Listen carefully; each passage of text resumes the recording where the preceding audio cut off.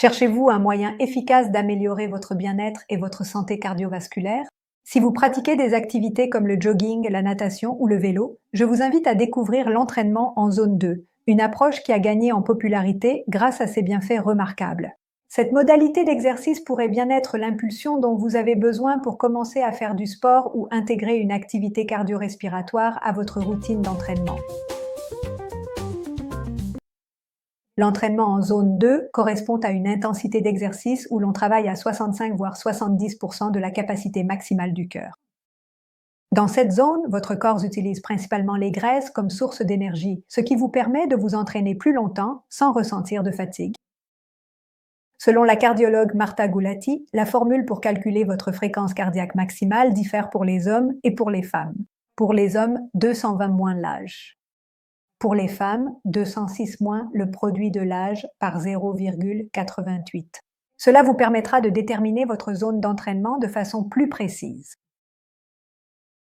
Les bienfaits de l'entraînement en zone 2 sont appuyés par des recherches et peuvent transformer votre approche de l'exercice, car ils augmentent la capacité aérobie, c'est-à-dire qu'ils améliorent l'efficacité du corps à utiliser les graisses comme source d'énergie, tout en maintenant votre métabolisme actif jusqu'à 4 heures après l'entraînement, comme le démontre une étude où les taux d'oxydation des graisses augmentaient à des intensités faibles à modérées, puis diminuaient lorsque l'intensité devenait élevée.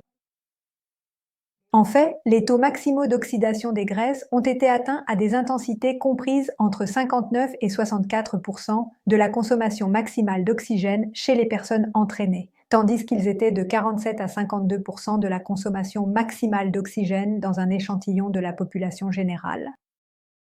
S'entraîner en zone 2 améliorerait la fonction mitochondriale. Cela signifie que ce type d'exercice augmenterait la capacité de vos muscles à utiliser les graisses de manière efficace, ce qui est crucial pour les efforts prolongés. Cela s'explique par la stimulation des processus de biogénèse mitochondriale, l'augmentation du nombre et de la taille des mitochondries dans les muscles, l'amélioration de la flexibilité métabolique et l'optimisation de l'efficacité intrinsèque de ces producteurs d'énergie cellulaire. La zone 2 renforcerait votre système cardiovasculaire en réduisant le risque de maladies cardiaques et en favorisant un bien-être mental significatif, principalement parce qu'elle fortifie le muscle cardiaque, améliore la capillarisation en augmentant le flux sanguin vers les muscles, ainsi qu'une fréquence cardiaque au repos plus basse. L'entraînement en zone 2 n'est pas la seule option, mais il se distingue par sa durabilité et son efficacité. En le comparant à la thermogénèse d'activité qui n'est pas de l'exercice, bien qu'essentielle pour la dépense calorique quotidienne, elle n'améliore pas spécifiquement la capacité aérobie comme le ferait l'entraînement en zone 2. L'entraînement par intervalle de haute intensité, bien qu'efficace pour brûler rapidement des calories, peut présenter un risque plus élevé de blessures, surtout pour les personnes qui ne s'entraînent pas très fréquemment. En revanche, l'entraînement en zone 2 offre une option beaucoup plus sûre et considérablement plus durable.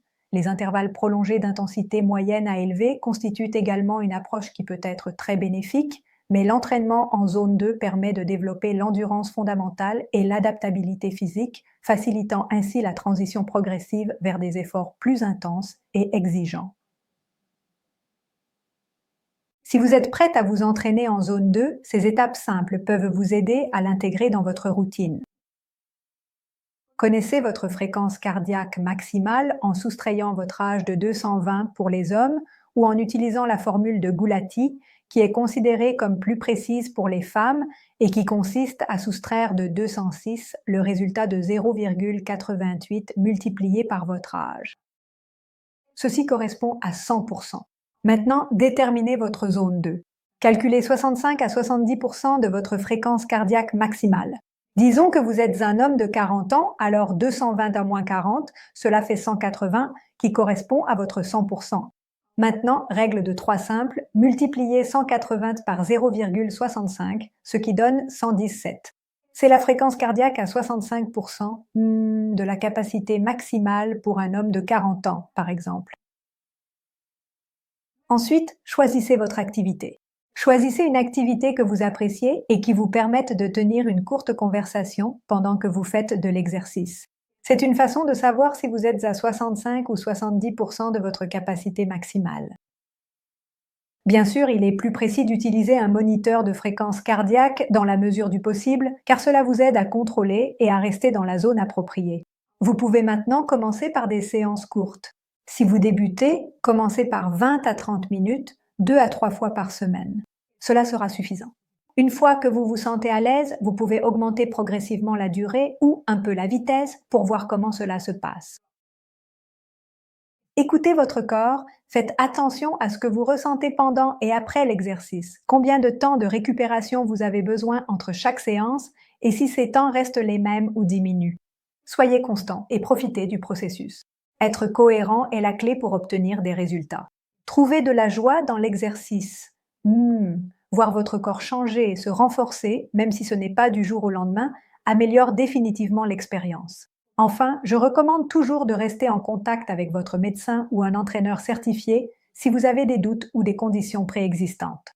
Je suis également disponible et je réponds toujours à vos questions ou commentaires, même si parfois je prends un peu de temps. Partagez vos pensées et expériences qui sont très précieuses pour toute la communauté et nous sommes là pour vous aider aussi. L'entraînement en zone 2 se présente comme une stratégie efficace et durable pour les personnes qui cherchent à améliorer leur santé cardiovasculaire et à maintenir un mode de vie actif. Je vous invite à explorer cette approche et à trouver un équilibre qui profitera à votre bien-être sur le long terme. Rendez-moi visite sur www.johannakoller.com. Là, vous pouvez consulter mes articles et vidéos précédents, en apprendre un peu plus sur les produits que je recommande et les programmes que je propose. Si cette vidéo vous a été utile, merci de lui donner un like. Abonnez-vous à ma chaîne en cliquant sur le bouton rouge et activez la cloche pour recevoir des notifications lorsque nous publions de nouveaux contenus. À bientôt.